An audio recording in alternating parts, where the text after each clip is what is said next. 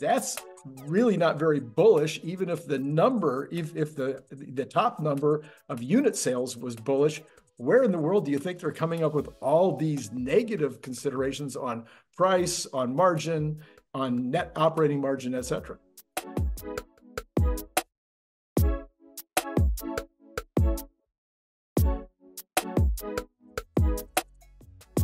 It's a true multivariant calculation because you've got the consumer and you've got the manufacturer, and both of them are taking actions.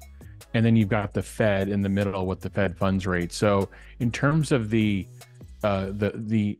monthly cost of the vehicle to consumer, if we just assume that that is one of the greatest areas of sensitivity, you're going to have for 55% of Tesla's lineup, you're going to have the $7,500 credit, and they have the most highly concentrated lineup in the US that receives the credit. Right. And you have that going. And then you've got eventual rate cuts, whether they're in June, May, or maybe even March. But in the second half of this year, you'll see rate cuts, and you should start seeing interest rates coming down in line with that. So you're going to have the monthly cost of the vehicle coming down, maybe significantly for some consumers. And you're going to have Tesla that's continuing to take these products to greater volumes and reduce their COGS.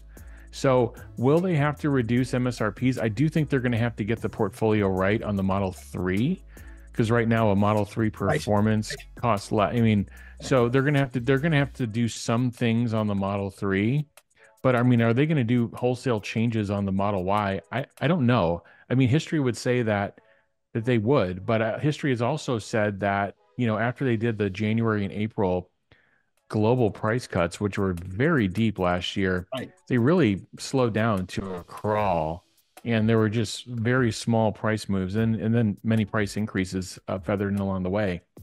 So I'm not sure they're there yet. And I think what people may not understand, and I have this experience from scaling, the smartphone world from zero basically to over 1 billion units a year, is none of us really understand what does global EV penetration look like? What does even US EV penetration look like? We think that anybody that wants to buy a Tesla can go buy one today in the world, and that's just not the case. Mm-hmm.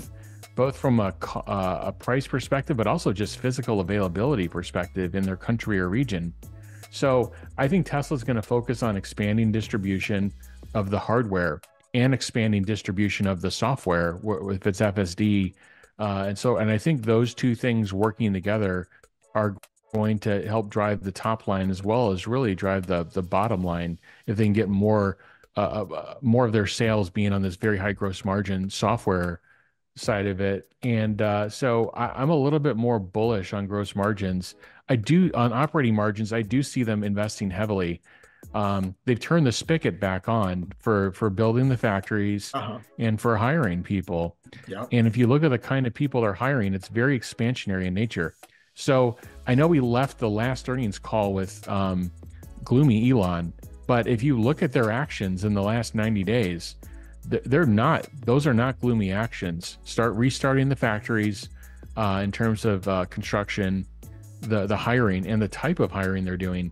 It tells me that this is a company in expansionary mode and playing to win, not doing the headcount cuts and the factory cuts and the spending cuts they were doing from a year and a half ago, if you remember.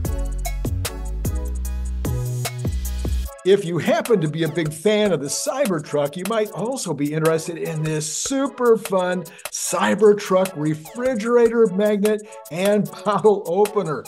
It is made out of super thick stainless steel, just like the Cybertruck, and it has this giant magnet on the back, so it's going to hold a lot of stuff on your refrigerator.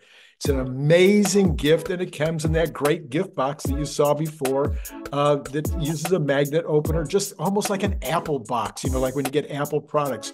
You can buy it on Amazon for $29.95, or you can buy it direct from me by sending $25 to paypal.me/Randy Kirk, all in lowercase letters. Please indicate whether you want the stainless steel look or maybe you'd like to have this very clever camo version.